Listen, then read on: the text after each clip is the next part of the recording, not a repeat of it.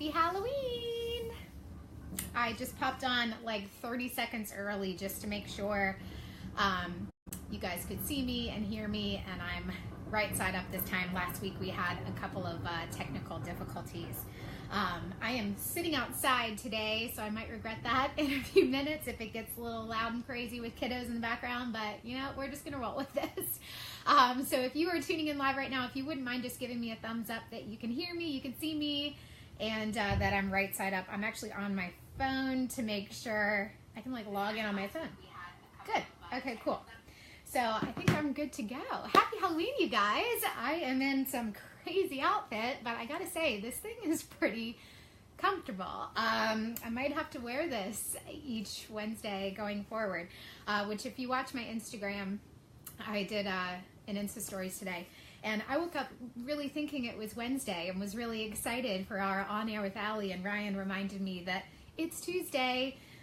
So we're gonna just kind of switch things up this week, and instead of popping in tomorrow, we're gonna have a bonus early episode this week since it is Halloween, and I thought it would be fun to go over some tips for you guys that you can utilize tonight.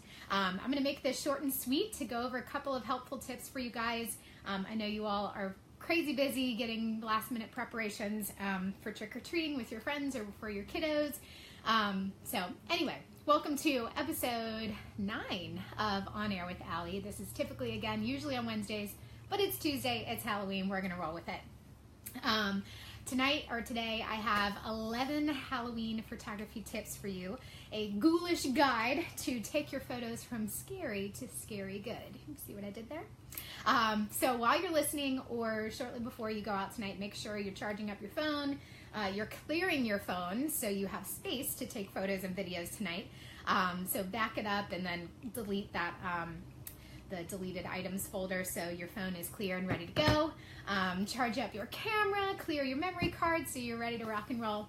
But anyway, tomorrow our social media feeds are going to be filled with fun trick-or-treating memories from tonight. And while they're all really cute photos, I feel like all too many these Halloween photos all kind of start to look the same. So for today's episode, I'm going to kind of give you a few fresh perspective tips when documenting Halloween tonight so yours can stand out from the pack, to have some memorable photos for you guys to commemorate the holiday season. So Halloween can kind of present some problems or challenges for photographers or hobbyists or the camera lugging moms out there in search for the great shot, because a lot of the time the action starts to happen after the magic hour, so that sweet spot of where we have the best light before sunset. All of the fun starts to happen once the sun goes down. So there's still plenty of things you guys can do to get some great Halloween shots, and here's a list of some tips to get you started. So let me flip my notes here. So as you photograph Halloween tonight, keep in mind these helpful tips. So preparation. So likely your kids or if you're with your friends, you guys are going to be getting ready before the sun goes down. So make sure you're getting those preparation tips before darkness sets in. So getting ready, making silly faces in the mirror, putting their hats or their masks on, or just goofing around with siblings and friends. All of those are fun moments that you can capture, especially while the light is out. Kind of get outside when you can. Really would be your best opportunity to get those great Halloween photos while you have the best light. So take advantage of that. Speaking of light, try and shoot before dark. So I mentioned on Insta stories, check when sunset is in your area. If you live near me, we are right around 6:13 tonight. So our family plans to go out around 5:15 to kind of get some fun photos and memories captured while it's still daylight before the sun sets, because that's kind of when the trickier portion comes out as far as getting those photos. So starting early guarantees you'll get those good shots, even if you're using your smartphone or your DSLR. Kind of at the time you can still get those great photos. And as the sun sets and gets a little darker, you can always boost up your ISO. You can lower your aperture if you have your DSLR to let more light in, or you can slow your shutter speed to bring in more light into the image while you're shooting. It may bring some graininess to your image if you're really cranking up your ISO, or it may bring kind of some blurriness as far as movement goes if you're slowing down your shutter speed, if you're shooting manual mode, but that might kind of add to the spookiness of the images for Halloween, so that might work in your favor. But as far as low lighting goes, the best Halloween images seem to be those dark and spooky images. So the dim candles inside of pumpkins, dramatically lit faces, decorations. The best memories are kind of created in the dark, so you can kind of get creative with it. Avoid the stark, bright lighting by using your flash if you can.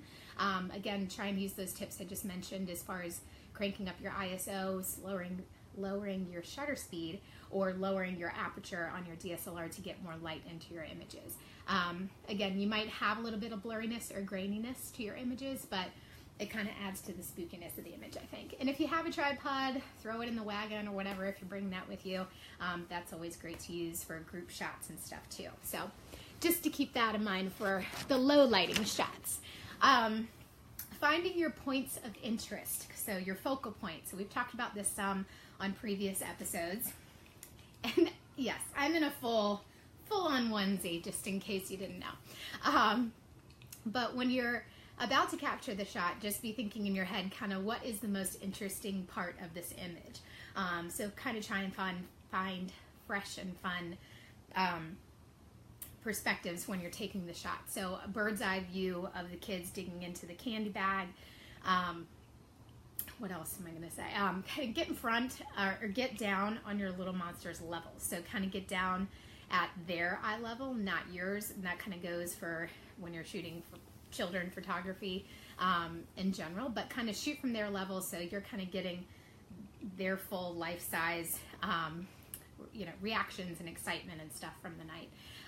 Using the rule of thirds, we've talked about that in previous episodes, is a really useful principle. So kind of enhancing your composition and placing your focal point in smart positions of your camera will kind of give it more of a intriguing shot.